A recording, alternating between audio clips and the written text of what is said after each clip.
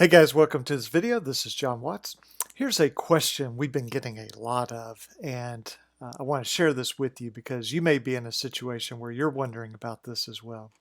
So the question goes something like this. I'm waiting on my stimulus money.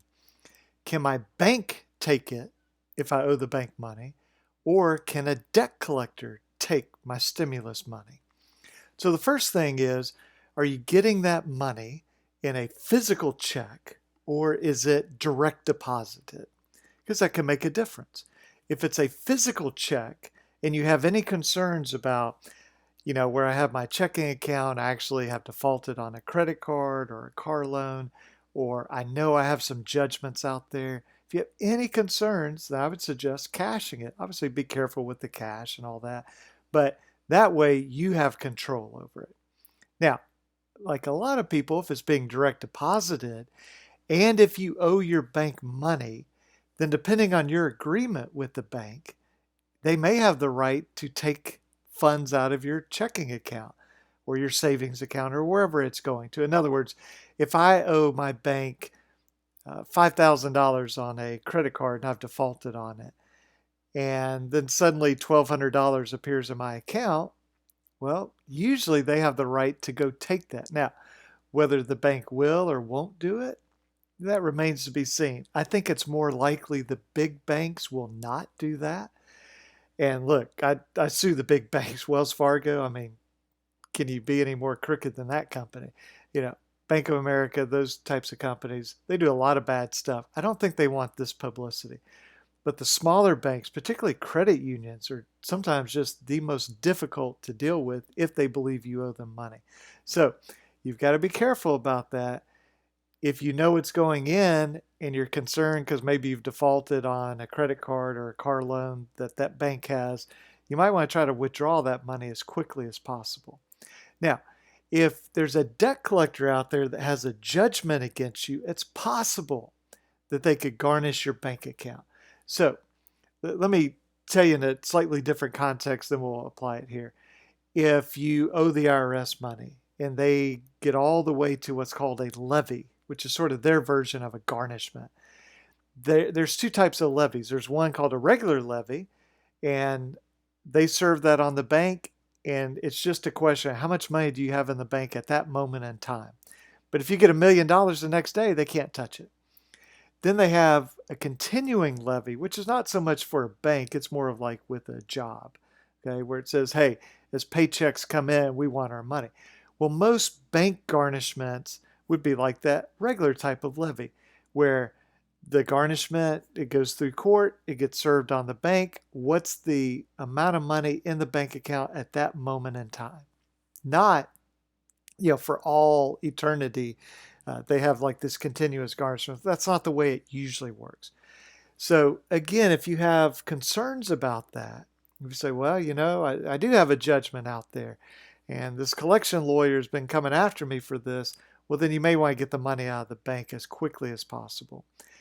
Now, here's something that I want you to think about is all this could be solved if the Treasury Department just said, we're designated these funds as exempt or as protected.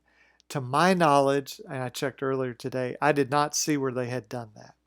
And they are sort of freely admitting, hey, if the money goes in a bank account and your agreement with the bank says they can take the money because you owe them on some other debt, that's fine. And if a collector has, or a creditor, anybody has a judgment against you, they can garnish a bank account. That's fine.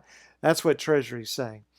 There's a few states, maybe Ohio, I want to say one in the eastern part of the country that has said basically these are off limits, but I think there's only one or two places that have done that. Now, here's something to be aware of.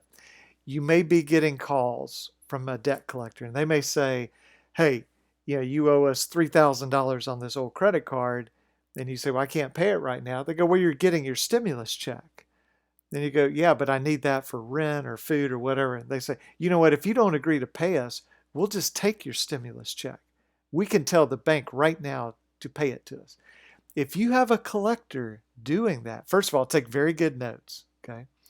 And then you might just ask them, do you have a judgment against me? And no matter what they say at that point, because sometimes they'll back down at that point because they'll realize, oh boy, I'm dealing with somebody who knows what's going on and I wasn't able to trick them. Then we say, well, I'm not saying we would take it, I'm just saying that, we would like to be able to get that money. Well, if they've ever threatened you with taking that stimulus money and they don't have a judgment against you, with the very few exceptions of some federal debt and almost all of that, I mean, the IRS is not really going after anybody right now. Okay. That'll change July 15th, but not right now.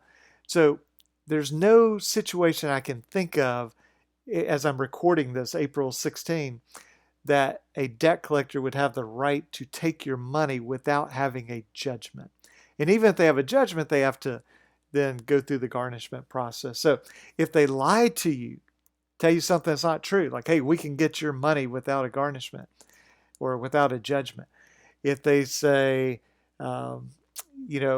it's illegal for you to keep this money when you owe me on this credit card. If they lied to you, if they threaten to do something, we're going to take your money when they have no right to do that, then you need to hammer those guys, assuming it's a legitimate debt collector.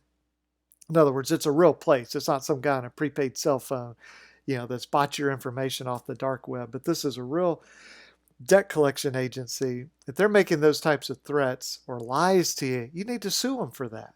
Okay? And everybody that's facing that needs to sue these guys. And if enough people will sue these debt collectors, and they'll be going, oh my goodness, there's like 1,000 lawsuits filed against us just because we wanted to get the stimulus check.